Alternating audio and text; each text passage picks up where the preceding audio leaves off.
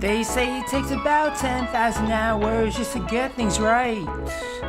So today we're gonna take a look at how I've been shaping light using Amazon boxes I have conveniently laying around. Hello world, PASSPORTkenny checking in. I just want to say thank you to each and every one of you who's donated their time out of their day or night to checking out this video as well as checking out the channel. I really appreciate your time.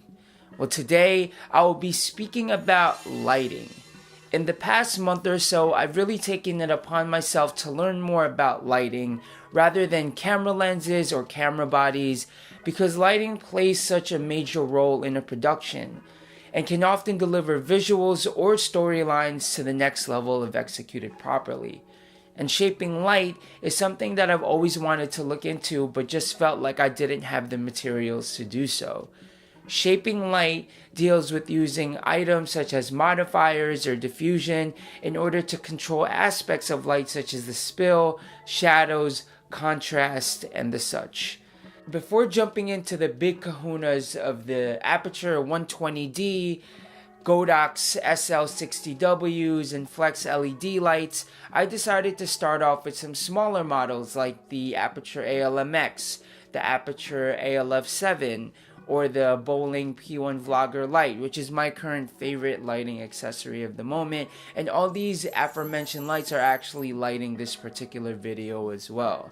The tricky part is finding modifiers specifically suited for smaller light models such as these lights. And it wasn't until I realized I had heaps of Amazon boxes that the thought occurred to me, what if I use the packaging flaps kind of as like makeshift barn doors? So with some imagination and some engineering, this is what I was able to come up with.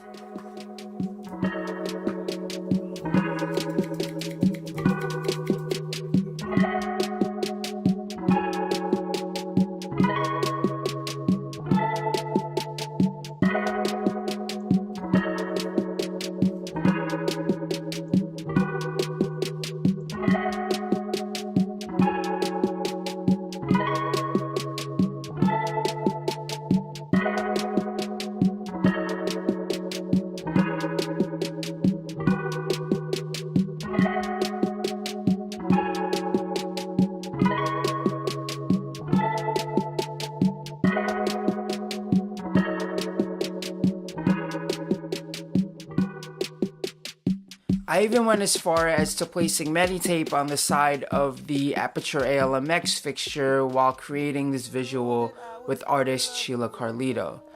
We didn't have any black cloth to act as negative fill, so I wanted to make sure to block the spill coming off the side of the light in order to achieve this look, which is inspired by the lighting that can be found on Vanitas style paintings. I was pretty satisfied with what we were able to come up with. I even experimented with just placing an Amazon shipping box in front of the light fixture and playing with the positioning of the packaging flaps in order to get some dramatic looks such as this one.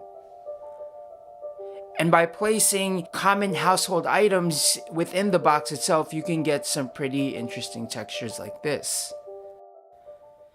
Now in this shot, I used some black cloth to act as negative fill on my background to make it seem a little bit more dramatic.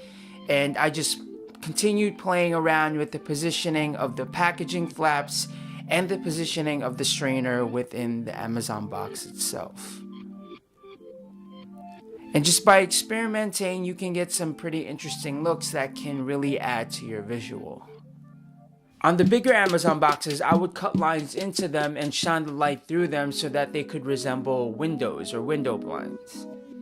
And by placing color gels in front of the lights, you can achieve different daytime looks, such as this one, which could be seen as early sunrise or even sunset. Now, would I recommend using these DIY solutions or setups on an actual set? Probably not, but by the time that you feel comfortable enough to shoot within an actual studio setting, I figured you would have already experimented with lighting setups a little bit more complex than just Amazon boxes and Velcro tape. But for the budget filmmaker, for the beginner, I think this is an awesome solution, not only to learning more about the basic terms and the basic aspects of shaping light, but also it's a great way to start really zoning in onto your creativity when it comes to working around problems in order to achieve certain results. But what about you, other filmmakers out there? What's the most DIY you've went on any aspect of filmmaking, whether it be lighting, sound, or even on the camera body itself? I would love to hear about it, and I'm pretty sure we could all learn from each other. So if you do have any DIY tips or solutions or anything that you've learned along your way, feel free to leave them in the comment section down below. Once again, I cannot thank you enough for spending your time watching this video. If you enjoyed your time here, consider hitting that like button, subscribing to the channel, and turning on that notification bell for even more content just like this. Well, ladies and gents, that about does it for this one. Always remember, where there is a will, there is a wayfarer. Until next time, Passport Kenny, checking out.